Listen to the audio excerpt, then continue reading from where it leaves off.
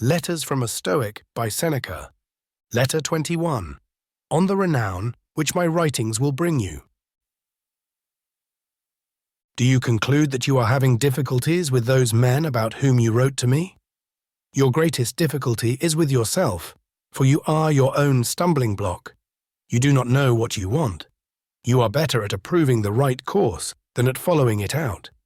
You see where the true happiness lies, but you have not the courage to attain it.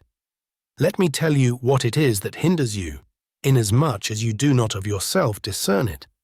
You think that this condition which you are to abandon is one of importance, and after resolving upon that ideal state of calm into which you hope to pass, you are held back by the lustre of your present life, from which it is your intention to depart, just as if you were about to fall into a state of filth and darkness. This is a mistake, Lucilius. To go from your present life into the other is a promotion. There is the same difference between these two lives as there is between mere brightness and real light. The latter has a definite source within itself, the other borrows its radiance.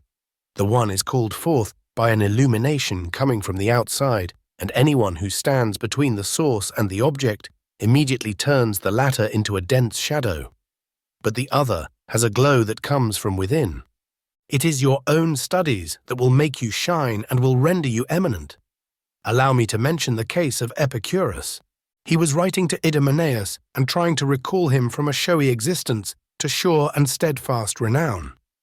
Idomeneus was at that time a minister of state who exercised a rigorous authority and had important affairs in hand. If, said Epicurus, you are attracted by fame, my letters will make you more renowned than all the things which you cherish and which make you cherished. Did Epicurus speak falsely? Who would have known of Idomeneus had not the philosopher thus engraved his name in those letters of his? All the grandees and satraps, even the king himself, who was petitioned for the title which Idomeneus sought, are sunk in deep oblivion. Cicero's letters keep the name of Atticus from perishing. It would have profited Atticus nothing to have an Agrippa for a son-in-law, a Tiberius for the husband of his granddaughter, and a Drusus Caesar for a great-grandson. Amid these mighty names his name would never be spoken, had not Cicero bound him to himself. The deep flood of time will roll over us. Some few great men will raise their heads above it, and, though destined at the last to depart into the same realms of silence, will battle against oblivion and maintain their ground for long. That which Epicurus could promise his friend, this I promise you, Lucilius. I shall find favor among later generations. I can take with me names that will endure as long as mine.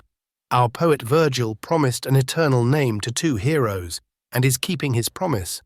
Blessed heroes twain! If power my song possess, the record of your names shall never be erased from out the book of time, while yet Aeneas's tribe shall keep the capital, that rock immovable and Roman sire shall empire hold. Whenever men have been thrust forward by fortune, whenever they have become part and parcel of another's influence, they have found abundant favor, their houses have been thronged, only so long as they themselves have kept their position. When they themselves have left it, they have slipped at once from the memory of men. But in the case of innate ability, the respect in which it is held increases, and not only does honor accrue to the man himself, but whatever has attached itself to his memory is passed on from one to another. In order that Idomeneus may not be introduced free of charge into my letter, he shall make up the indebtedness from his own account. It was to him that Epicurus addressed the well-known saying, urging him to make Pythocles rich, but not rich in the vulgar and equivocal way. If you wish, said he, to make Pythocles rich, do not add to his store of money, but subtract from his desires. This idea is too clear to need explanation, and too clever to need reinforcement. There is, however, one point on which I would warn you, not to consider that this statement applies only to riches. Its value will be the same, no matter how you apply it. If you wish to make Pythocles honorable, do not add to his honors, but subtract from his desires.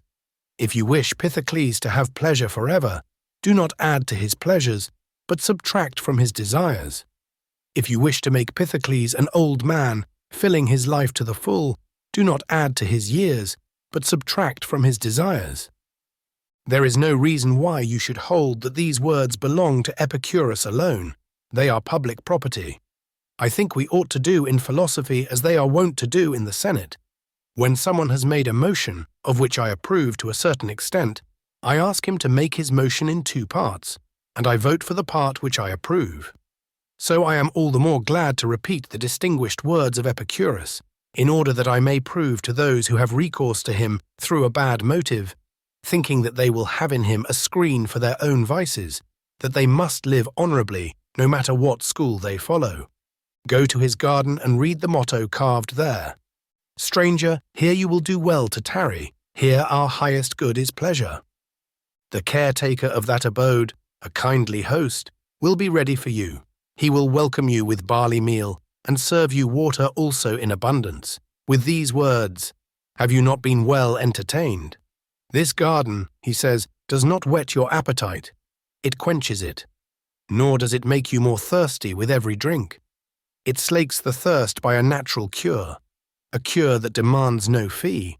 This is the pleasure in which I have grown old. In speaking with you, however, I refer to those desires which refuse alleviation, which must be bribed to cease. For in regard to the exceptional desires, which may be postponed, which may be chastened and checked, I have this one thought to share with you.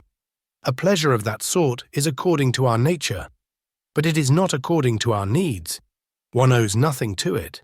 Whatever is expended upon it is a free gift. The belly will not listen to advice. It makes demands. It importunes. And yet it is not a troublesome creditor. You can send it away at small cost, provided only that you give it what you owe, not merely all you are able to give.